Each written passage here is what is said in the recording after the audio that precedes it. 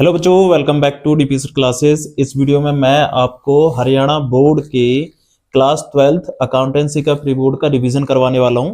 इस वीडियो में आपको प्रैक्टिकल क्वेश्चन भी मिलेंगे और साथ ही थ्योरी भी मिलेगी। मतलब जितने भी इंपॉर्टेंट क्वेश्चन हैं वो सारे करवाऊंगा मैं, और जितने भी इंपॉर्टेंट थ्योरी है वो सारी करवाऊंगा। और ये जो क्वेश्चंस हैं और ये जो थ्योरी हैं जो मैं करवाने वाला हूँ, ये प्रीवियस ईयर के क्वेश्चन पेपर में आ रखी हैं और प्री बोर्ड में भी आ रखी हैं। ठीक है, तो चलिए स्टार्ट करते हैं क्वेश्चन नंबर 1 के साथ। देखिए, क्वेश्चन नंबर 1 है a firm average profit 70,000। Firm का जो एवरेज प्रॉफिट है 70,000 है। जो भी चीज दे रखी हो ना उसको लिखते रहें। एवरेज प्रॉफिट दे दिया आपको कितने का? 70,000 का। ठीक है, it includes N abnormal profit. उसके अंदर एबनॉर्मल प्रॉफिट क्या है? जुड़ा हुआ है। तो ध्यान रखना है कि जितने भी एबनॉर्मल प्रॉफिट होते हैं वो लेस होते हैं और जितने भी एबनॉर्मल लॉसेस होते हैं वो ऐड होते हैं। ठीक है, तो इसमें से आपको क्या करना पड़ेगा? माइनस करना, प्रॉफिट है ना तो माइनस करना पड़ेगा एबनॉर्मल प्रॉफिट को। तो कितने का है? 5,000 का। तो ये जो आपके पास अब 65,000 रुपये आएगा, ये आपका आएगा एक्चुअल एवरेज प्रॉफिट। ठीक है, ध्यान रखना, एबनॉर्मल प्रॉफिट को लेस करते हैं। तो एक्चुअल एवरेज प्रॉफिट आ गया आपके पास 65,000 का। आगे कह रहा है capital invested in the business 5,50,000। तो कैपिटल इन्वेस्ट हो रही है, कैपिटल दे रखी है आपको 5,50,000। ठीक है, and the normal rate of return दे रखा है आपको कितना? 10%। तो एनआरआर दे रखा है आपको कितना? 10% दे रखा है एनआरआर। तो क्वेश्चन कह रहा है calculate the goodwill at 4 time the super profit. तो सुपर प्रॉफिट का 4 टाइम जो है वो आपकी गुडविल है। तो पहले तो सुपर प्रॉफिट निकालते हैं। तो सुपर प्रॉफिट क्या होता है? सुपर प्रॉफिट जो होता है वो होता है आपका जो एवरेज प्रॉफिट होता है,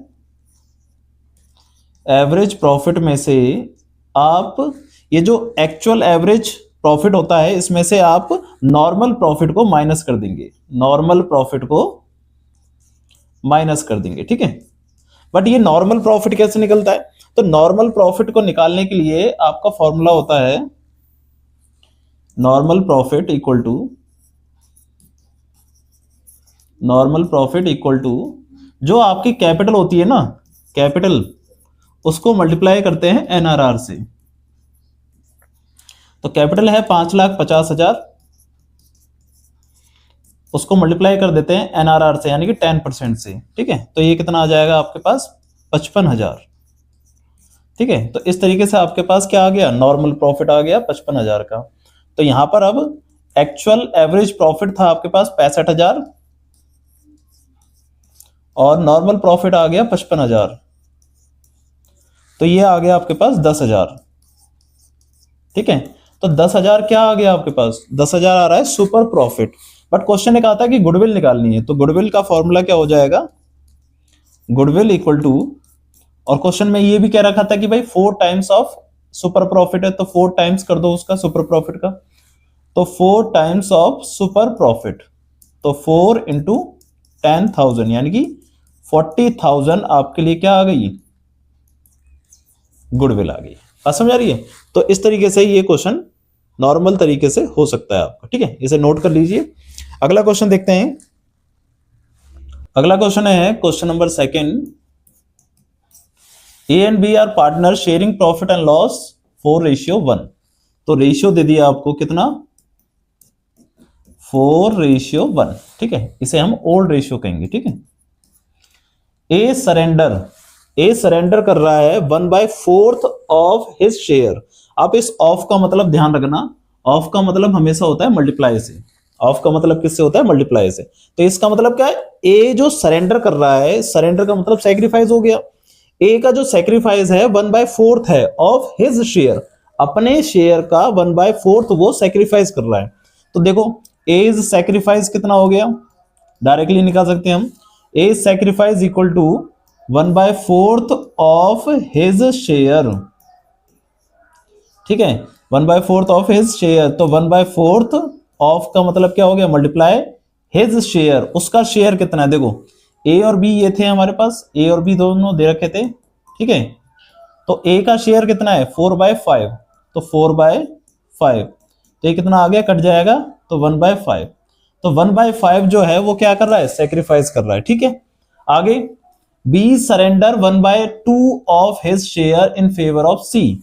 तो बी का सेक्रीफाइस कितना है, देखो बी सेक्रीफाइस, बी कर रहा है 1/2 ऑफ हिज शेयर। ऑफ का मतलब ध्यान रखना मल्टीप्लाई होता है, ठीक है। 1/2 ऑफ हिज शेयर, उसका शेयर कितना है 1/5, तो ये कितना आ गया 1/10 आ गया, ठीक है, 1/10 आ गया। अब एक चीज ध्यान रखनी है आपको कि दोनों का जो डिनोमिनेटर है ना वो सेम कर देना है, जैसे कि इधर 1/10 है तो इधर भी 1/10 कर देना है, तभी जाके आप क्या निकाल पाते हो, सेक्रीफाइस रेशियो, और इसमें न्यू रेशियो भी निकालना है।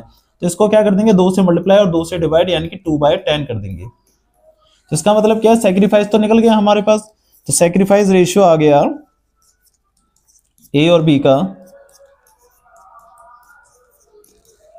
2:1, 2:1। तो 2:1 आपका क्या आ गया, सेक्रीफाइस रेशियो आ गया, ये पहला आंसर आ गया, ठीक है। दूसरा बोल रहा था न्यू रेशियो निकालना है, तो ठीक है, न्यू रेशियो निकालने के लिए क्या करोगे आप, न्यू रेशियो निकालने के लिए ए का न्यू रेशियो क्या होगा, तो देखो पहले क्या था कि ओल्ड क्या था वो देखो, फिर उसमें से माइनस कर दो क्या, जो आपने सेक्रीफाइस कर दिया है, तो न्यू आ जाएगा आपका, ठीक है ना। तो ओल्ड क्या था इसका, ओल्ड माइनस सेक्रीफाइस, तो ओल्ड था इसके पास 4/5, कितना था 4/5, ठीक है। और वो सेक्रीफाइस कितना कर रहा था, देखो सेक्रीफाइस कर रहा था 2/10, सेक्रीफाइस कितना कर रहा था 2/10, ठीक है। अब इसका एलसीएम वेलसीएम ले लेंगे, एलसीएम आ जाएगा 10, तो ये 5 से 2 बार में, तो 2 से मल्टीप्लाई हो जाएगा 8, और ये 2, तो यानी कि आ गया 6/10, ठीक है।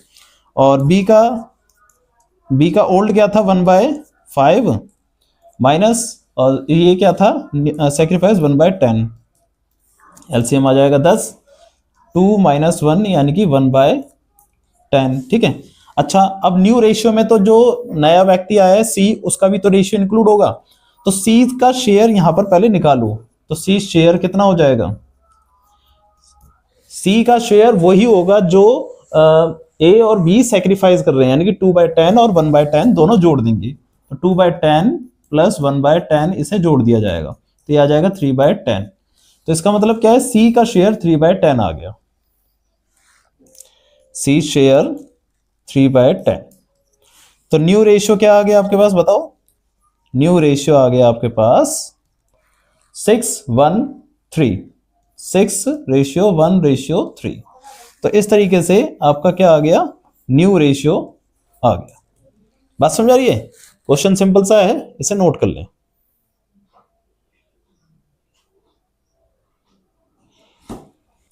अगला थ्योरी है आपकी, ठीक है, थ्योरी। क्वेश्चन कह रहा है write the short note on the following. इन सब पे मतलब शॉर्ट नोट लिखने थे, क्या क्या थे, पहला था रिडीमेबल प्रेफरेंस शेयर्स, ठीक है, दूसरा था क्यूमुलेटिव प्रेफरेंस शेयर्स, और तीसरा है पार्टिसिपेटिंग प्रेफरेंस शेयर। 3 है आपके पास, ठीक है। तो इन सब की डेफिनेशन मैं आपको समझाता हूं। पहली है रिडीमेबल प्रेफरेंस शेयर। देखो रिडीमेबल का मतलब क्या होता है, जिसकी पेमेंट होगी, रिडीमेबल का मतलब क्या है, जिसकी पेमेंट होगी। तो रिडीमेबल प्रेफरेंस शेयर वो शेयर्स होते हैं जिनकी कुछ टाइम के बाद या किसी भी फिक्स टाइम पीरियड के बाद उनकी क्या हो जाएगी, पेमेंट हो जाएगी, ठीक है ना। नॉर्मली क्या है कि शेयर्स की पेमेंट होती नहीं है, बट कुछ शेयर्स ऐसे होते हैं जिनकी पेमेंट कुछ समय के बाद हो जाएगी, जिनको हम कहते हैं रिडीमेबल प्रेफरेंस शेयर्स, ठीक है। तो क्वेश्चन कह रहा है कि redeemable preference shares are those preference share which are repayable, जिनको रीपे किया जाएगा by the company after a fix period और at the option of the company as per the term of issue. मतलब एक तो फिक्स पीरियड पे किया जाएगा, या तो कंपनी ने जो भी बोल रखा होगा, जो भी टर्म एंड कंडीशन में लिख रखा होगा इश्यू करते समय, उस टाइम पर दिया जाएगा, ठीक है। तो सिंपल सा है, ठीक है ना। तो रिडीमेबल का मतलब ध्यान रखना कि जिनकी पेमेंट होगी कुछ टाइम के बाद, ठीक है। अगला क्यूमुलेटिव प्रेफरेंस शेयर्स। देखो क्यूमुलेटिव का मतलब क्या होता है, क्यूमुलेटिव का मतलब होता है कि पिछले साल का प्रॉफिट और इस साल का प्रॉफिट जुड़ता जाए, मतलब पिछले साल के जितने भी प्रॉफिट हैं वो जुड़ते जाए, उनको कहते हैं क्यूमुलेटिव। जैसे कि आप स्टैटिक्स में पढ़ते हो ना क्यूमुलेटिव फ्रीक्वेंसी, तो आप उसको फ्रीक्वेंसी को जोड़ते जाते हो, ऐसे ही क्यूमुलेटिव प्रेफरेंस शेयर्स होते हैं। क्या होता है कि जब कंपनी का ना कोई लॉस होता है, जैसे मान चलो इस साल कंपनी का लॉस हुआ, तो इस साल कंपनी ना प्रॉफिट नहीं दे पा रही, तो कंपनी अगले साल क्या होगा कि इस साल का भी प्रॉफिट जोड़कर देगी, तो उसको कहते हैं क्यूमुलेटिव प्रेफरेंस शेयर्स। ठीक है, तो क्यूमुलेटिव प्रेफरेंस शेयर हो गया। Cumulative preference shares are those preference shares on which arrear का मतलब पिछला, ठीक है, एरियर ऑफ डिविडेंड, पिछले साल का जो डिविडेंड है, accumulate if the company does not declare dividend in any year and such arrear are paid in future year before any dividend is paid on equity shares। मतलब जो भी पिछले साल का एरियर होगा वो पेड किया जाएगा फ्यूचर में, पहले किया जाएगा। किससे पहले किया जाएगा? इक्विटी शेयर वालों को देने से पहले, प्रेफरेंस इक्विटी शेयर वालों को डिविडेंड देने से पहले उनको जो है डिविडेंड दिया जाएगा। ठीक है ना, किनको? क्यूमुलेटिव प्रेफरेंस शेयर्स को। बात समझ आ रही है? तो मतलब पिछले साल का जितना भी एरियर होगा वो इन फ्यूचर में उसको दिया जाता है। ठीक है, अगला पार्टिसिपेटिंग प्रेफरेंस शेयर्स। देखो पार्टिसिपेटिंग का मतलब क्या होता है? देखो इन प्रेफरेंस शेयर होल्डर को क्या होता है कि अपना फिक्स इंटरेस्ट तो मिलता ही मिलता है, फिक्स डिविडेंड मिलता ही मिलता है। ठीक है, बट क्या होता है कि कुछ शेयर होल्डर ऐसे होते हैं, प्रेफरेंस शेयर होल्डर ऐसे होते हैं जिनको अपना फिक्स डिविडेंड मिलता है, प्लस उसमें जो प्रॉफिट आया उसमें भी उनका हिस्सा होता है। जैसे कि इक्विटी शेयर होल्डर का हिस्सा होता है ना, वैसे ही कुछ हिस्सा इनका भी होता है, उनको कहते हैं हम पार्टिसिपेटिंग प्रेफरेंस शेयर्स। देखो participating preference shares are those preference shares which in addition to a fixed rate, in addition, ध्यान रखना, एडिशन मतलब फिक्स रेट तो मिलता ही मिलता है, plus addition of dividend have the right to participate in surplus profit. किसमें participate करने का अधिकार है इनका? सरप्लस प्रॉफिट में of the company after equity shareholder received their dividend. जब इक्विटी शेयर होल्डर अपना शेयर रिसीव कर लेंगे, डिविडेंड रिसीव कर लेंगे, उसके बाद इनको भी कुछ हिस्सा मिलेगा, और इन्हीं शेयर होल्डर को क्या कहते हैं हम? पार्टिसिपेटिंग प्रेफरेंस शेयर होल्डर कहते हैं। ठीक है, समझ में आ रहा है? तो रिडीमेबल का मतलब जिनकी पेमेंट होगी, क्यूमुलेटिव का मतलब जिनकी पिछले साल का भी अगले साल में दिया जाएगा पैसा, पार्टिसिपेटिंग जिनका फिक्स रेट तो मिलता ही मिलता है, साथ में उनको सरप्लस में भी हिस्सा मिलेगा। ठीक है, अगला देखते हैं क्वेश्चन नंबर 4।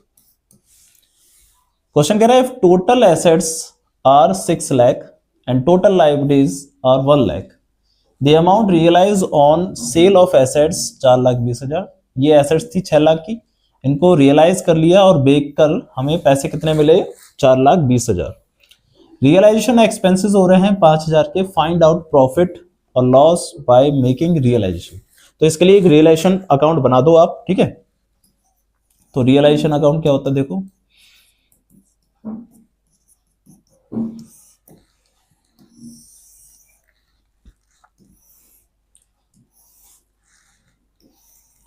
जो रियलाइजेशन अकाउंट होता है उसके डेबिट साइड में जितनी भी एसेट्स होती हैं उनको लिख देते हैं। जैसे कि आपको दे रखा है टू टोटल एसेट्स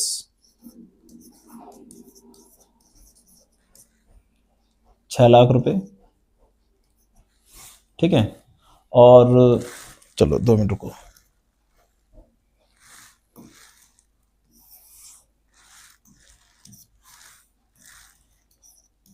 ₹6,00,000। और इस तरफ लाइबिलिटीज लिख देते हैं, बाय लाइबिलिटीज कितने रुपए की हैं? 1 लाख रुपए की। ठीक है, और अब क्वेश्चन कह रहा है कि रियलाइजेशन करने के बाद एसेट्स की वैल्यू कितने की रियलाइज हुई है आपके पास? 4,20,000।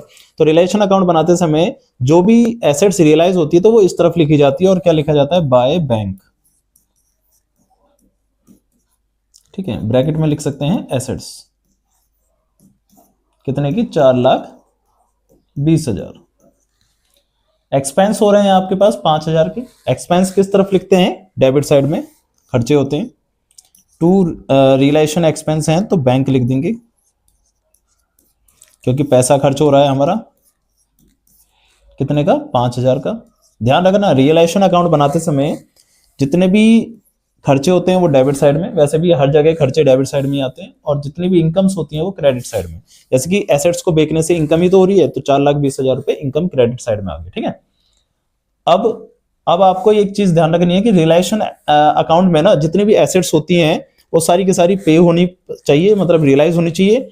और अगर नहीं होती तो आप रियलाइज कर लेते हो। तो एसेट्स तो हमारी रियलाइज हो चुकी है 4,20,000 की, और लाइबिलिटीज भी हमें पे करनी होती है। तो लाइबिलिटीज देखो 1,00,000 की है, पे नहीं हुई है, तो आपको क्या करना पड़ेगा? पे करना ही पड़ेगा। टू बैंक अकाउंट करके यहां पर लाइबिलिटीज कितने रुपए की? 1,00,000। तो ये आपको पे करनी ही पड़ेगी। ठीक है, और फिर देखते हैं अब आपको प्रॉफिट हो रहा है या लॉस हो रहा है। इस तरफ आ रहा है 5,20,000 और इस तरफ ज्यादा आ रहा है, तो 7,05,000।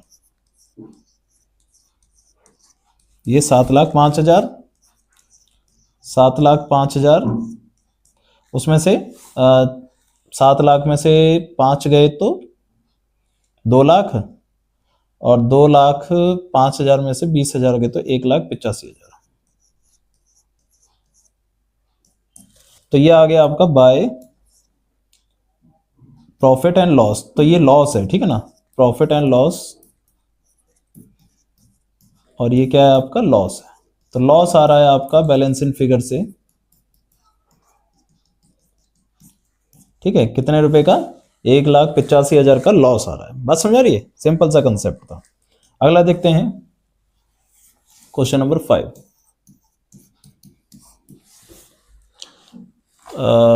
डिबेंचर्स वाला क्वेश्चन है ये। क्वेश्चन कह रहा है x limited company purchase assets of the book value 9,90,000।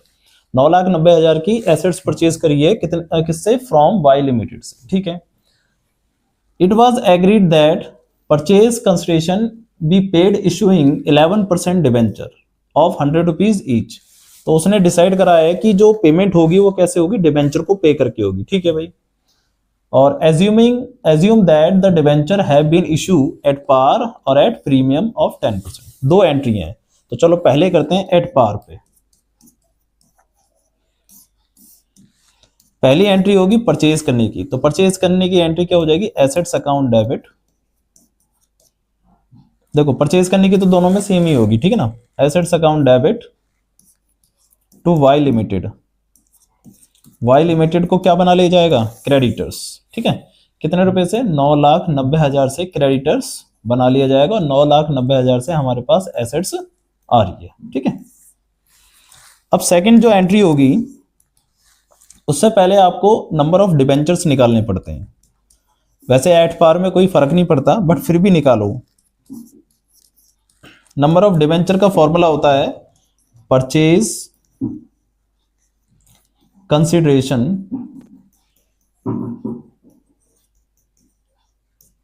Divide by total value of debenture. तो देखो परचेज कंसिडरेशन कितने का है? 9,90,000 का, और डिबेंचर की वैल्यू कितने की है? 100 रुपए की, क्योंकि एट पार पे कर रहे हैं। एट पार का मतलब 100 रुपए पर ही कर रहे हैं। 2 जीरो से 2 जीरो कट जाएंगे तो कितने आ गए? 9,900 डिबेंचर। ठीक है, 9,900 डिबेंचर आ गए। अब इसकी एंट्री क्या हो जाएगी? अब पेमेंट कर रहे हैं वाई को, तो वाई तो डेबिट हो जाएगा। Y is limited debit to 11% debenture. ठीक है, कितने के? 9,900 को मल्टीप्लाई कर देंगे 100 से, तो उतना ही आ जाएगा 9,90,000। यहां तो कोई फर्क नहीं पड़ा, क्योंकि ये एट पार है, इसलिए इसमें कोई फर्क नहीं पड़ा। अब जब हम एट प्रीमियम करेंगे, सेकेंड एंट्री है एट प्रीमियम। प्रीमियम पे एंट्री थोड़ा चेंज हो जाएगी, 10% का प्रीमियम दे रहे हैं। ठीक है, पहली एंट्री तो एसेट्स परचेज करने वाली तो वही होगी, बट दूसरी एंट्री बदल जाएगी। तो पहले हमें नंबर ऑफ डिबेंचर्स निकालना है। तो इसमें भी परचेज कंसिडरेशन 9,90,000 अब जो टोटल वैल्यू ऑफ एसेट्स होगी, मतलब टोटल वैल्यू ऑफ डिबेंचर्स होगा, वो कितना होगा, 100 रुपए का था, प्लस उस पर 10% जुड़ जाएगा, तो ये हो जाएगा 110 रुपए का। ठीक है, तो यहाँ पर 110 से डिवाइड करेंगे, 10 से 10 गया और ये कट जाएगा 9000 बार में। तो इसका मतलब डिबेंचर कितने इशू करें आपने, 9000 डिबेंचर इशू करें। बात समझ आ रही है। अब एंट्री क्या होगी, देखो वाई लिमिटेड तो डेबिट होगा ही होगा, उसमें तो कोई टेंशन की बात नहीं है, क्योंकि वो क्रेडिटेड था, उसको पेमेंट हो रही है, तो 9,90,000 से तो वो डेबिट हो गई होगा, क्योंकि पूरी पेमेंट कर रहे हैं हम। अब पेमेंट कैसे कर रहे हैं हम, पहले कर रहे हैं 11% का डिबेंचर दे रहे हैं उसको, 11% का डिबेंचर दे रहे हैं। अच्छा, डिबेंचर कितने रुपए का है, डिबेंचर जो रुपए हैं 9,000 डिबेंचर हैं और 100 रुपए का एक डिबेंचर है, तो कितना हो गया, 9 लाख रुपए का। ठीक है, और 2 security premium,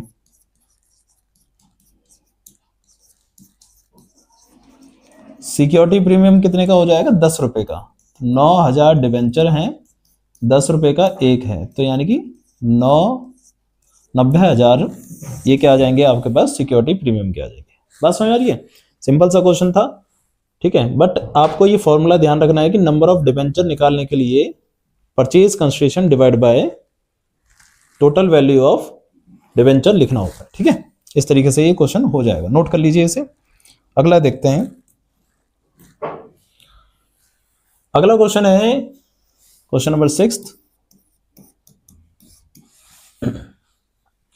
ABCD are equal partner in a firm, equal partner है, तो रेशियो पहले कितना चल रहा होगा, 1:1:1:1। ठीक है, देयर कैपिटल ऑन 1 अप्रैल 2023 वर 50,000, 30,000, 25,000 और 15,000, 23 की दे रखी। ठीक है, after closing the accounts for the year ended 31 मार्च 2024, मतलब कैपिटल दे रखी है 23 की, एक साल पूरा बीतने के बाद अकाउंट्स आपने क्लोज करे। It was discover that according to the partnership deed interest 10% per annum on partners capital was not provided before distribution of profit, मतलब आपने यहां पर अभी इंटरेस्ट ऑन कैपिटल नहीं दिया, जबकि देना चाहिए था 10% का। ठीक है, अब क्वेश्चन कह रहा है pass the necessary entry assume that capital are not fix, capital fix नहीं है, उससे कोई फर्क नहीं पड़ेगा। ठीक है, तो पहले आप ये देखो, ये है पास्ट एडजस्टमेंट का क्वेश्चन।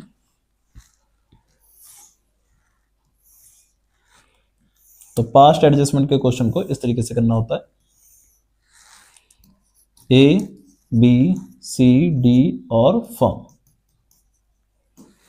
जो चीज हमने नहीं दी उसको पे करो पहले, तो इंटरेस्ट ऑन कैपिटल देना पड़ेगा आपको। ठीक है, कितने परसेंट का, 10% का। परसेंटेज सिंपल सिंपल है, 5,000। अच्छा, एक चीज है कि जब आप इंटरेस्ट दोगे इनको, तो इनके कैपिटल अकाउंट को, ये कैपिटल अकाउंट की तरह काम कर रहा है, इनके कैपिटल अकाउंट को क्या करोगे, डेबिट करोगे या क्रेडिट करोगे। जब भी कैपिटल बढ़ती है तो क्रेडिट होती है, तो इसका मतलब इनके अकाउंट को क्रेडिट करोगे, तो क्रेडिट करेंगे 10%, इसका कितना हो जाएगा, 5,000 क्रेडिट, 3,000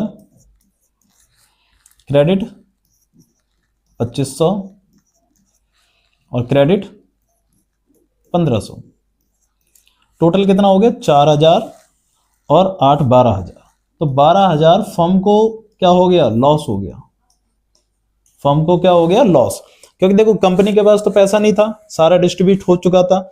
अब कंपनी ने क्या करा कि इन व्यक्तियों को इनकी कैपिटल का इंटरेस्ट दे दिया, तो कंपनी को क्या हो गया, लॉस हो गया, और इनके खाते में वो पैसा क्रेडिट हो गया। अब देखो जो भी लॉस हो रहा है उस लॉस को भी क्या करना पड़ेगा, डिस्ट्रीब्यूट करना पड़ेगा, तो डिस्ट्रीब्यूशन ऑफ लॉस। अच्छा, लॉस डिस्ट्रीब्यूट जो होगा वो 1:1:1 पे होगा, यानी कि इक्वली होगा। ठीक है, तो लॉस हुआ है 12,000 का, तो इक्वली का मतलब क्या हो गया, 3,000 रुपए।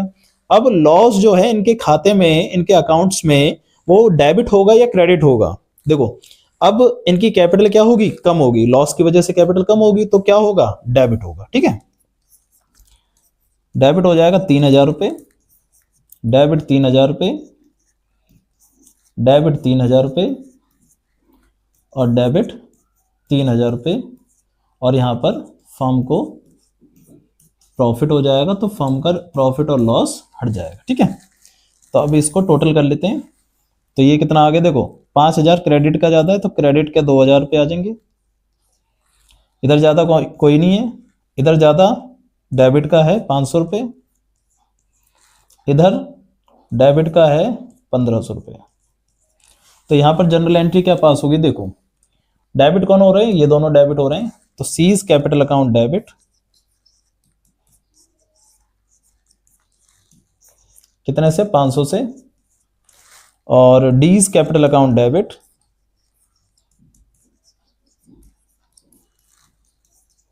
कितने से, 1,500 से, और टू एज कैपिटल अकाउंट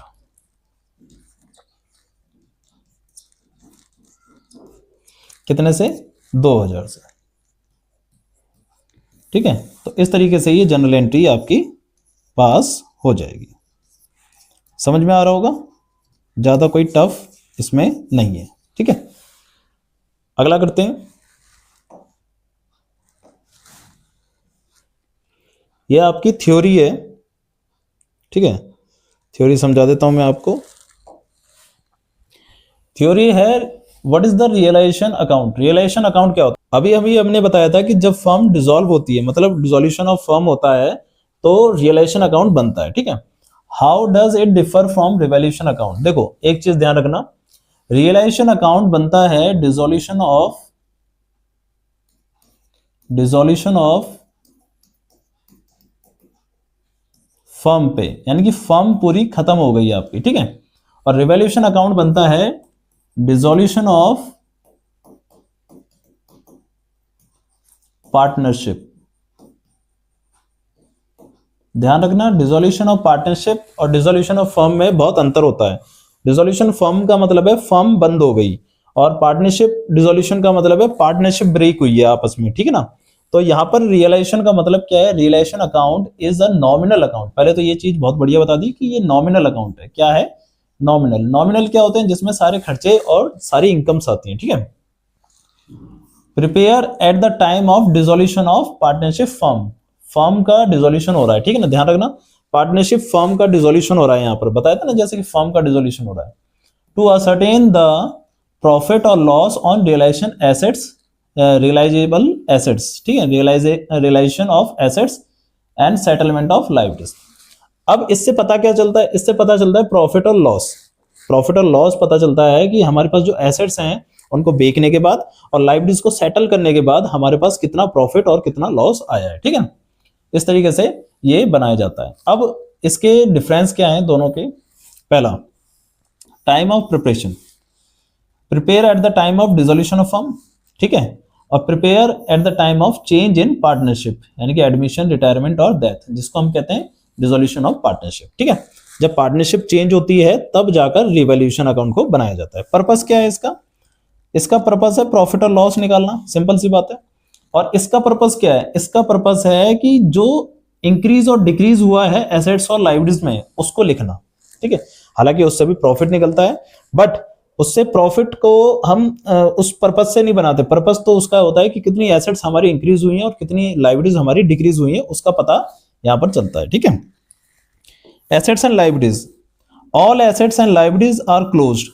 सारी एसेट्स क्लोज हो जाती हैं, सारी लायबिलिटीज क्लोज हो जाती हैं। मतलब क्या है कि जब हम बिजनेस बंद कर रहे हैं तो सारी अकाउंट्स, सारे जो एसेट्स और लायबिलिटीज का अकाउंट होगा वो क्या कर देंगे, क्लोज करेंगे, सिंपल सी बात है। Assets and liabilities revalued but not close. Revalued क्यों, क्योंकि देखो इंक्रीज और डिक्रीज पता चला था ना हमें, इंक्रीज और डिक्रीज पता चला था। मान के चलो एसेट्स हमारी पहले 10,000 की थी, अब इंक्रीज हो गई 5,000 से, तो अब हम कितनी लिखेंगे, 15,000, तो रिवैल्यूड वैल्यू हो जाएगी। कौन सी वैल्यू हो जाएगी, रिवैल्यूड वैल्यू। ठीक है, फर्म बिजनेस,